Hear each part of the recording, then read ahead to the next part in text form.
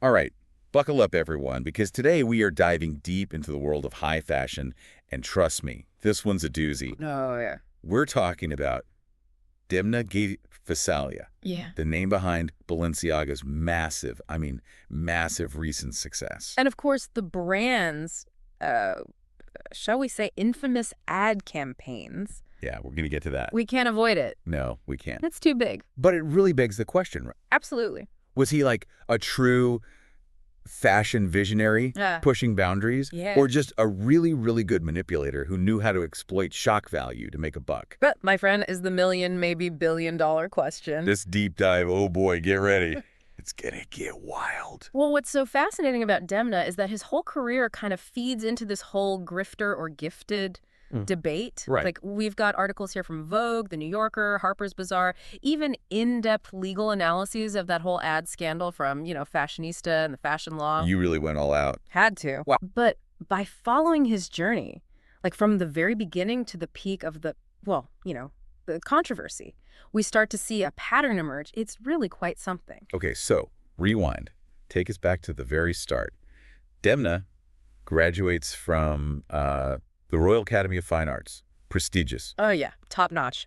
Then he cuts his teeth, gets some real-world experience at Maison Margiela. And Louis Vuitton. Don't forget Louis Vuitton. Oh, right.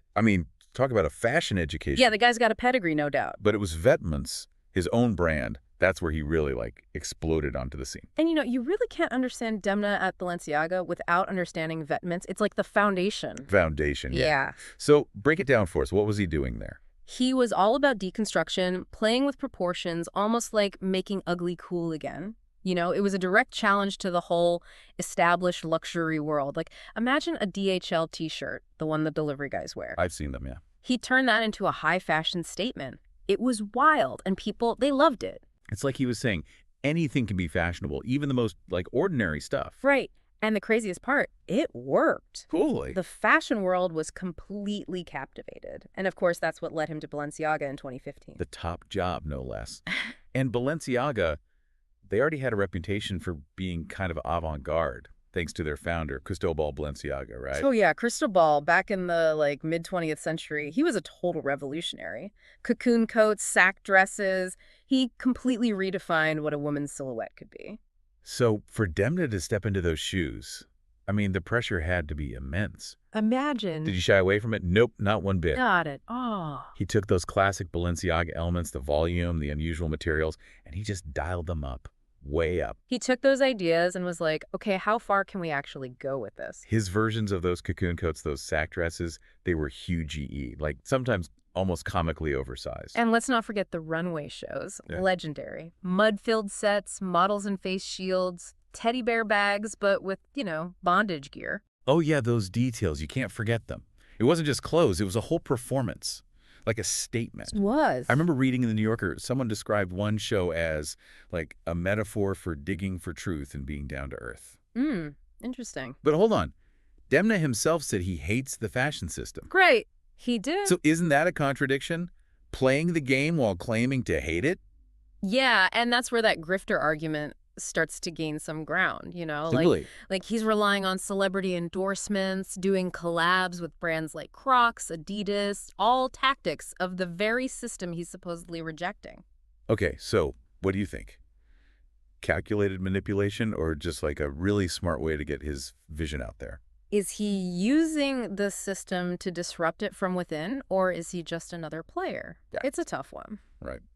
What do you think? It's a question that honestly gets even harder to answer when we get to 2022 and that whole Balenciaga ad scandal. Oh, yeah, we can't avoid that. Those images, everyone remembers them.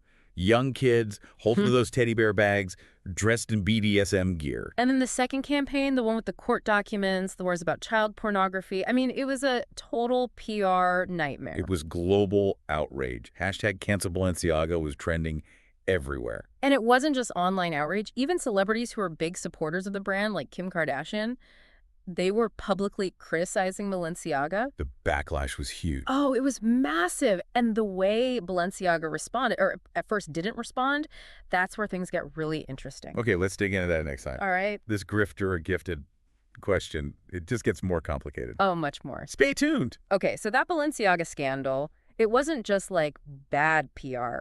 It had real consequences. Yeah, that makes sense. We're talking about a brand that was like on top of the world, and then bam, suddenly boycotts. Sales just plummeting. And, according to the list index, they even dropped out of the top 10 most popular brands. That's a huge deal in fashion, trust me. It's like they say, the bigger they are. The harder they fall, exactly. But what's really interesting to me is how this whole situation shows you the power of social media. Oh, absolutely. Like that whole hashtag cancel Balenciaga thing, it blew up so fast because people could share their outrage instantly, organize boycotts online. It put a ton of pressure on Balenciaga to do something, and quickly. It was a wake-up call, for sure. Not just for Balenciaga, but for the whole industry, I think. Oh, 100%. Brands couldn't just control the narrative anymore. They had to be ready for instant feedback and be held accountable. And you mentioned the list index. Yeah. That's not just some random list. It tracks brand search interest, how often products are mentioned, engagement across social media, news, everything. It's a really good measure of how a brand is actually perceived, in the real world. So a real barometer. Yeah, exactly. Okay, but let's get back to Balenciaga's response. We were talking about how their first attempts to kind of deflect blame, that didn't really work. Blaming the production company, putting out these vague apologies, it all felt very, reactive. And it lacked any real sense of, actually being sorry. Yeah, and this is where that whole grifter versus gifted question gets super tricky. Right. One argument is that a true visionary, someone really driven by a powerful artistic vision, they might not be so good at PR. They might not even get why people are upset because they're thinking on a whole other level. But someone who's, more of a con artist, someone mainly motivated by profit, they'd be super aware of their public image, and they'd do whatever it takes to protect that bottom line. Exactly. So, which was Demna. Was he a naive artist caught in the middle of all this, or was he being, shrewd? Was he trying to, manipulate the whole situation to his advantage? It's a tough one. It really is. I think the answer is probably somewhere in the middle. Demna eventually did an interview with Vogue where he admitted to making and I quote, huge mistake. He called it an error of judgment. He basically said he was so focused on the creative side of the campaign that he didn't really think about how the images would be perceived. So, he was blinded by his art. That's how he spun it. Yeah. He said those campaigns weren't meant to be provocative in the same way his other work had been. But come on, provocation was his thing. Remember those models walking in the mud? Oh, yeah. He made Crocs high fashion. He even created a trash bag that cost $1,800 and it's sold out. Wild. It's hard to believe he suddenly lost his sense of what would be considered shocking or even offensive. Almost like he wanted to say, I'm an artist, I push boundaries, but also I'm innocent, I didn't mean for any of this to happen. Exactly. And that's what makes Demna so fascinating. He's this walking contradiction. He's got real talent, you can't deny that. But he also uses shock value in this calculated way that makes you wonder, what's his real motivation here? And then there's the whole celebrity thing. Before the scandal, Balenciaga had a whole roster of A-list stars wearing their stuff. Kim Kardashian, Justin Bieber, everyone. It's a double-edged sword, Yeah. Celebrity endorsements, they can give a brand instant credibility, reach a much wider audience. But as we saw with Kim Kardashian, she very publicly said she was reevaluating her relationship with Balenciaga. Ouch. So those same celebrities, they can turn on you in a heartbeat when things go bad. It's like everyone in this whole story was forced to deal with some pretty uncomfortable truths. Yeah. Balenciaga, they had to face the fact that they might have caused real harm. And celebrities, they had to figure out where their loyalties lay, what their values really were. And Demna, he had to face the consequences of his artistic choices, whether he liked it or not. It just shows you, in today's world where image is everything and information spreads so fast, even the most powerful brands, the biggest names, they're not immune to public opinion. Definitely not. So, what happened next?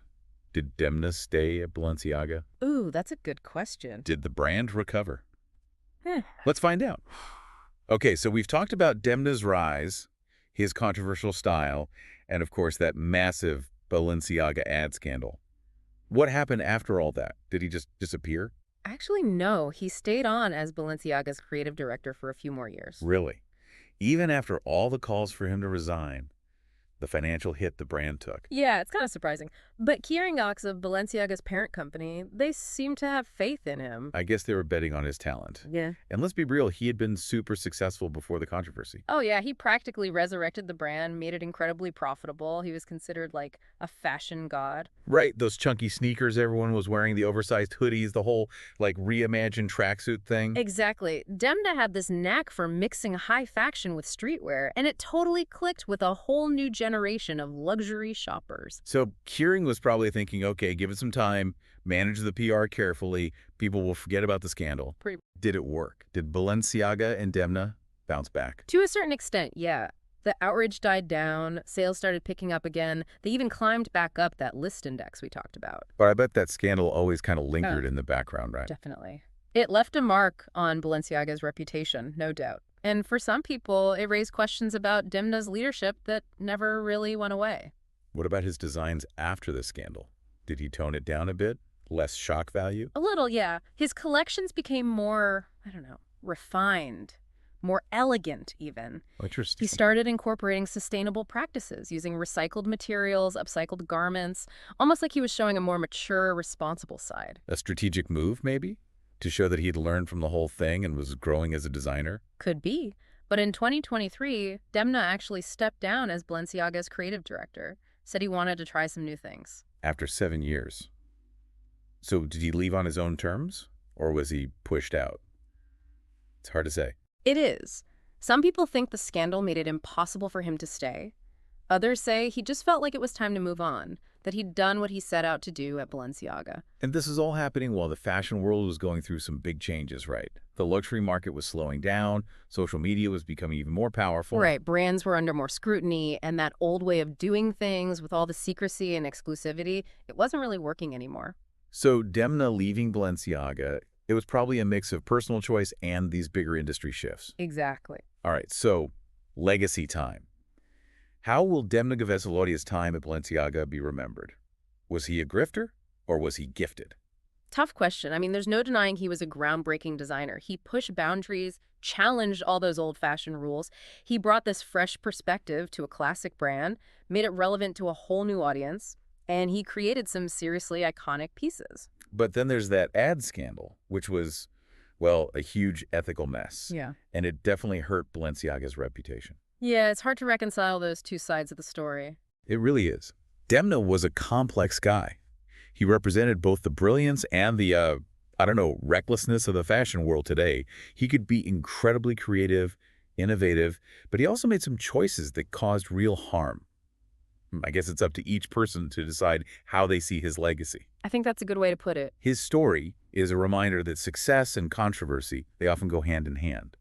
And that to survive in the world of high fashion, you need a balance of artistry, ambition, and, doing the right thing. For sure. So as we wrap up this deep dive, I think it's worth asking ourselves, in a world obsessed with image and pushing the limits, how do we separate the true visionaries from the ones who are just using shock value to get ahead? That's a great question, and one we'll keep exploring as we look at other polarizing figures here on Grifter or Gifted. Thanks for joining us on this wild ride.